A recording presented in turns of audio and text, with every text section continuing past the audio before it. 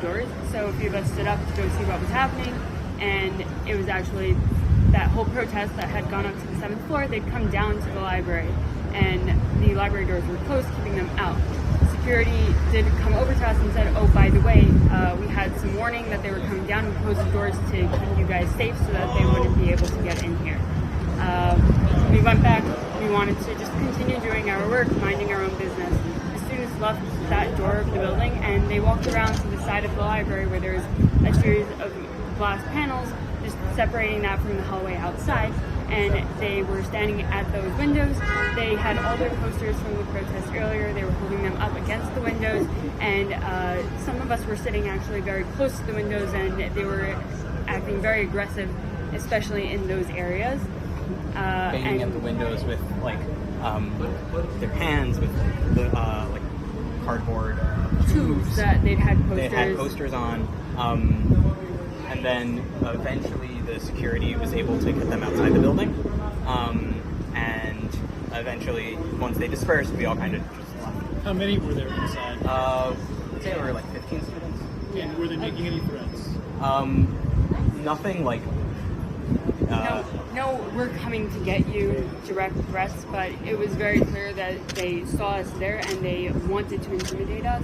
They were specifically acting very aggressive in those spaces where outwardly Jewish students were sitting, more so than on the rest of the hallway. How upset are you with the school right now? Are you upset at all? I'm actually very upset. We've been speaking with the school for 2.5 weeks. We've been telling them that, this is an escalating situation and this is something that they should be taking care of. And they had very little to no response, and we see this happen today. That's what happens when you don't respond.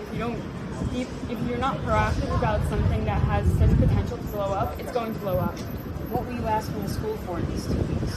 We're asking them to support and protect their students who are going through a very hard time right now, and to be understanding of that, and to be proactive in combating things like anti-Semitism, which we did see outward displays of. What were you thinking as you were in that library? The doors are shaking, they might come in. I was nervous. I don't want to be on a campus where I don't feel safe, where I am being threatened by other students. That shouldn't be something that's happening. People shouldn't be threatened by their peers.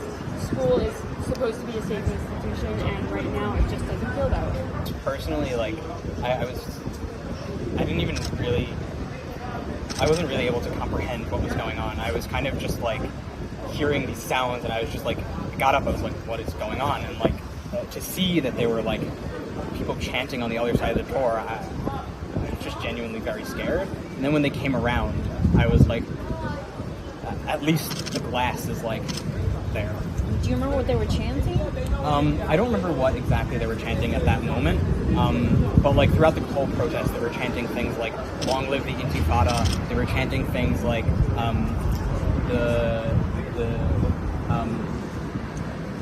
This is not an option. Palestine is our demand.